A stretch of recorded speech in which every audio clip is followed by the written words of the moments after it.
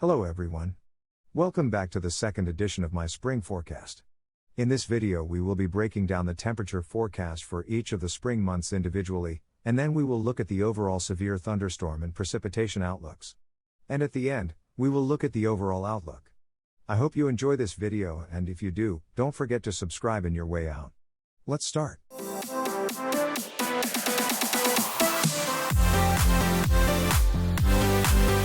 Here is my temperature outlook for the month of March. If you live in the dark orange color, you can expect very warm temperatures overall. Once you get into this lighter orange, you can expect pleasant temperatures to be around increasingly often. Don't let your guard down yet, because I can't rule out a strong cold front or two in March that could bring some pretty cold temperatures to areas that weren't expecting it. Cold will pretty much be a common thing sticking around in this purple color, with some milder temperatures in this peach color. Arctic invasions are very possible in this area. Here is the outlook for April.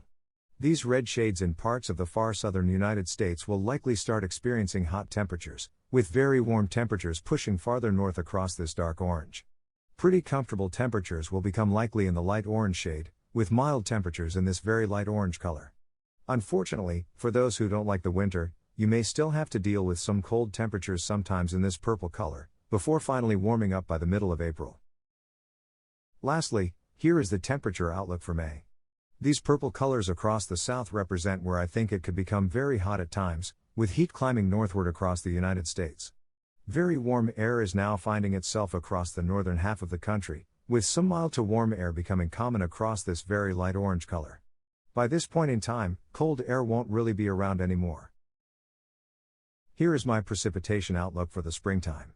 If you live anywhere in those brown colors, expect dry conditions with not too much rainfall.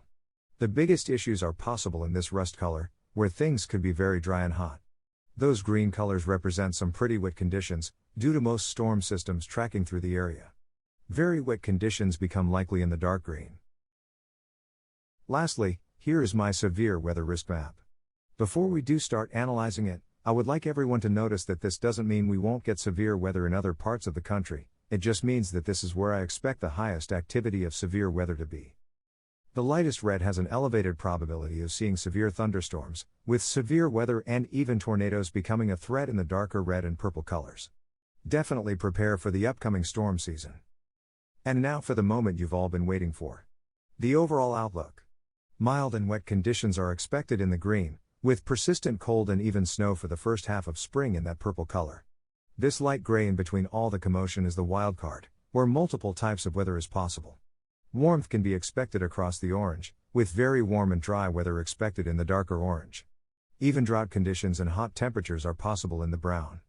And of course, our severe weather threat zone can be found in those reds and the dark purple. Well, that's all the information for the upcoming spring that I have today. If you enjoyed this update, I will ask that you do subscribe for more weather information.